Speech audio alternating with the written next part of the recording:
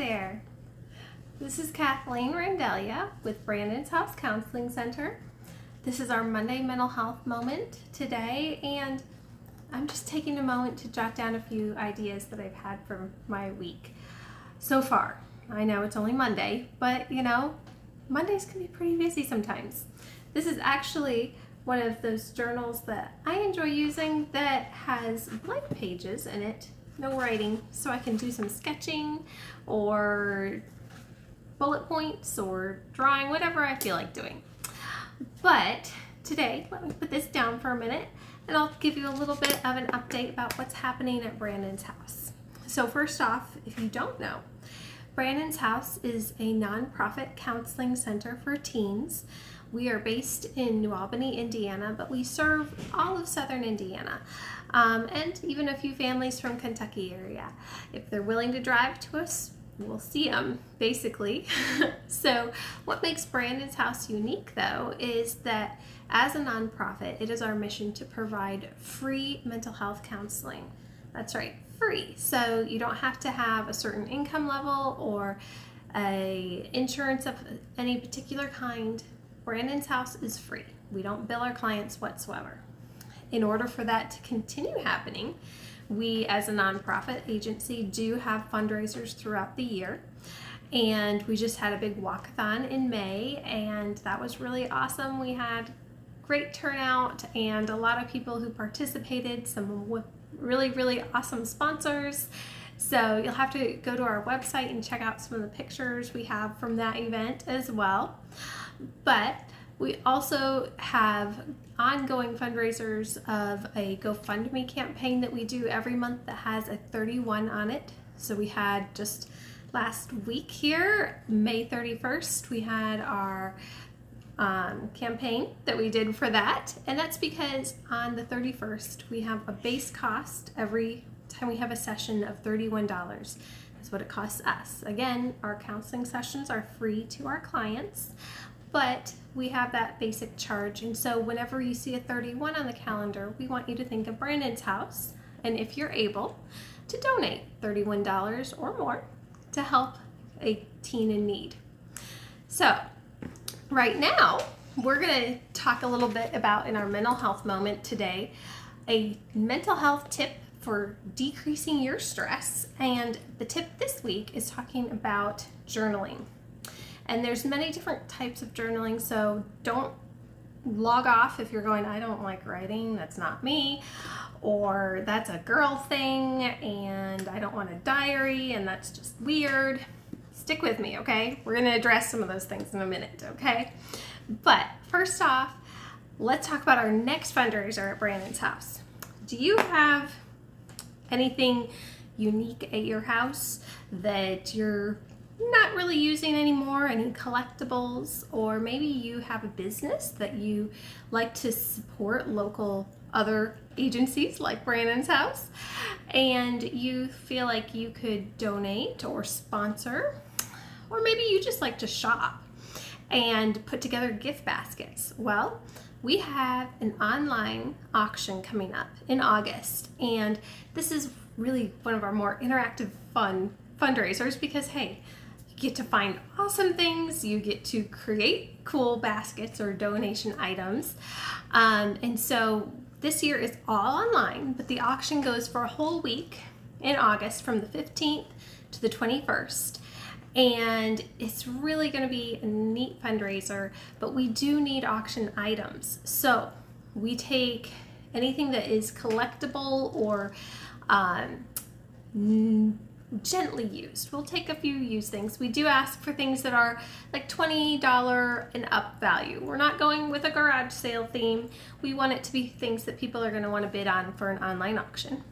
We do also love gift baskets. Those are always very popular. So if you want to put together a movie night gift basket or a coffee lovers gift basket or anything that you can think of. You know, last year we had a coronavirus gift basket for cleaning items, but whatever you think you might want to bid on, chances are somebody else would too. So those are very popular. Also, like I said, if you're a business, maybe you own a car wash, or maybe you are a lawyer who draws up wills or does things like that. Those are all things that we can auction off.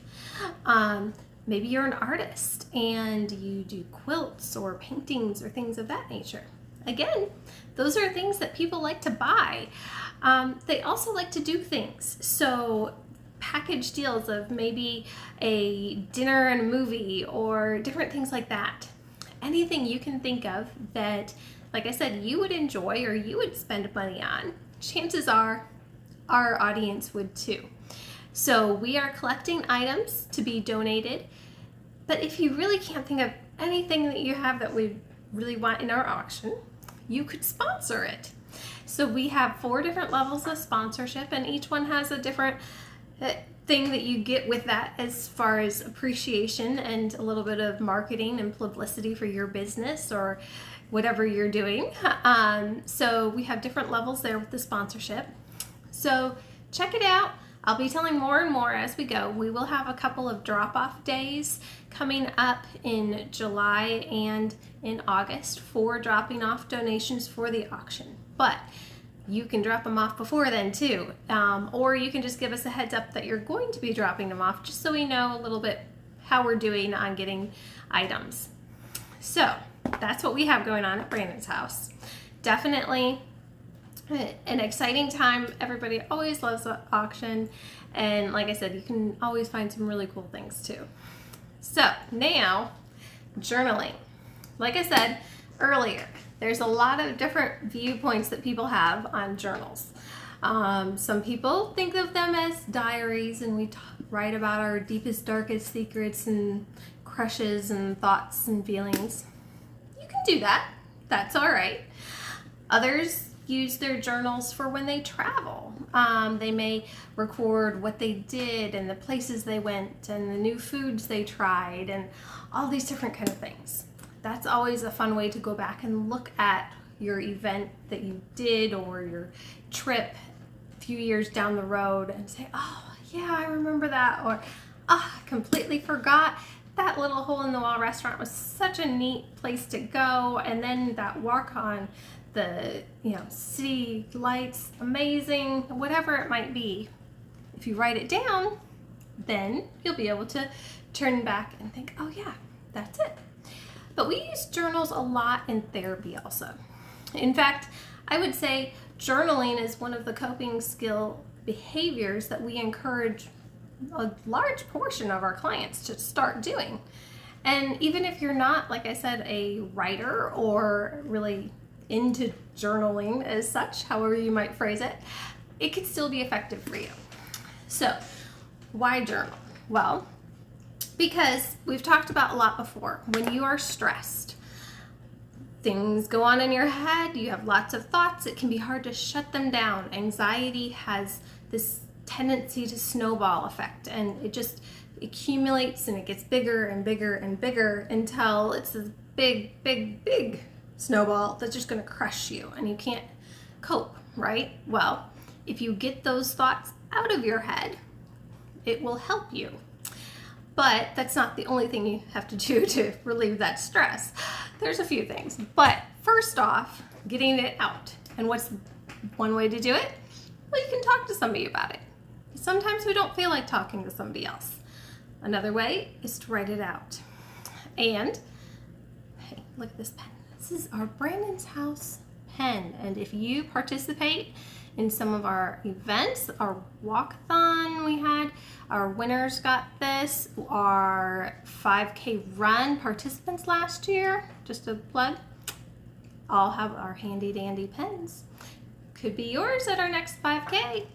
Just a thought. Anyway, use the pen, write it out. You don't have to write a whole story. You don't have to write in a way that your English teacher would be proud. You just have to get it out, okay? If it is piecemeal words, the grammar is all mixed up and the spelling is terrible, it doesn't matter for the therapeutic side of things.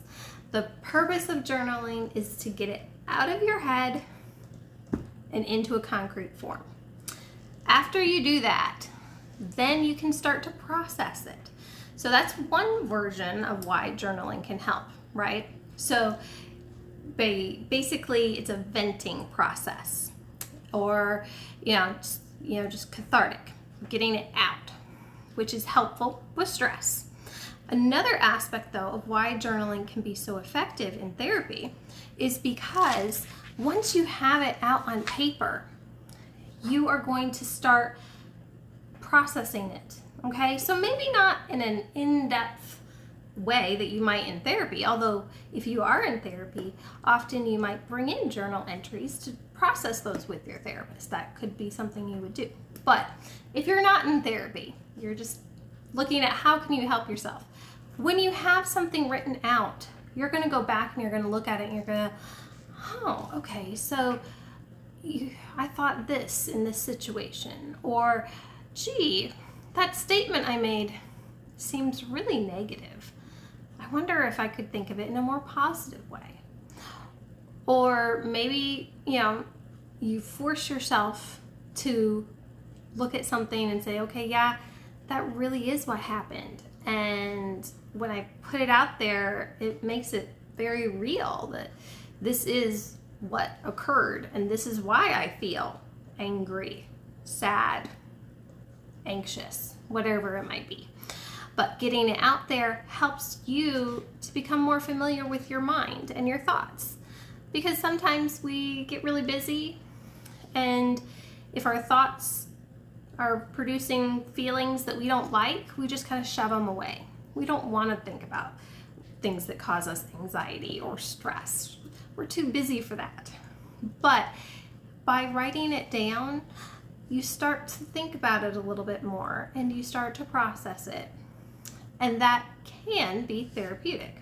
Now, if you write it all out and just reread it and ruminate over it, that might not be so therapeutic. That is one of the risk factors of journaling, is that you can get a little bit too focused on yourself and your world and your problem and just really get stuck in it. So you want to analyze it, but then move on to something else. So it's not something that can work all the time in deep traumatic situations or things like that, but it can help in your day-to-day stresses. It also can help bring in some positivity into your life. Last week we talked about gratitude and being thankful for things. A lot of individuals keep gratitude journals. They write out 1-2 things a day, maybe more, that they're thankful for. They're not complicated journals. They're just a few things, maybe sometimes bullet points or one word. They don't have to be complicated. But then they can go back and look at those later, and it helps them.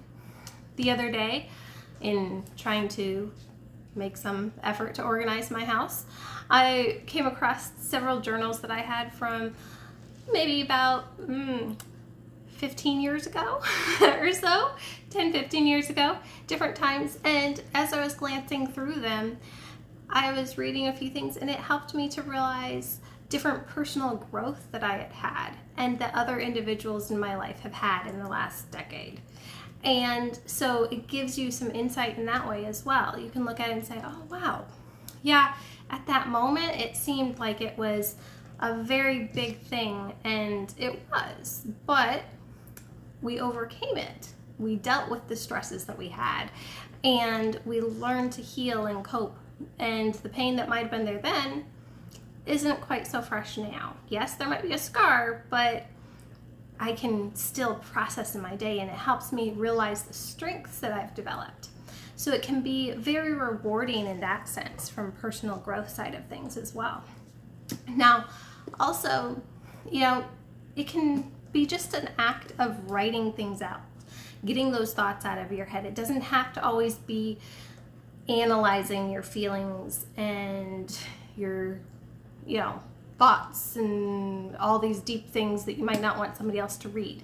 Sometimes, like I said, your thoughts get overwhelming, just the number of them that you have going on, and you forget things, and then that's frustrating. You can use your journal as a place where you just jot down things that you want to remember, or questions you have in life, or maybe ideas that you developed and you're like, oh wow, yeah, I wonder about that, or wouldn't that be cool? And just jot it down. Just getting it out there is going to help your mind be able to take a break. It removes a little bit of the responsibility of your short-term memory of remembering and keeping everything right there, and your long-term memory of having to retrieve it all the time. So it can be a really good tool in that sense. Like I mentioned earlier, you also can do some drawing. So for some individuals, they maybe don't feel like they have the words all the time to describe what they want. Well, you can draw it out. Or maybe draw something that you saw that day that was meaningful. Again, when you go back through and look at those later on, you're going to realize the journeys that your life has taken. Sometimes positive, sometimes not. But either way, journaling helps you to be more mindful of your life and your actions and your thoughts.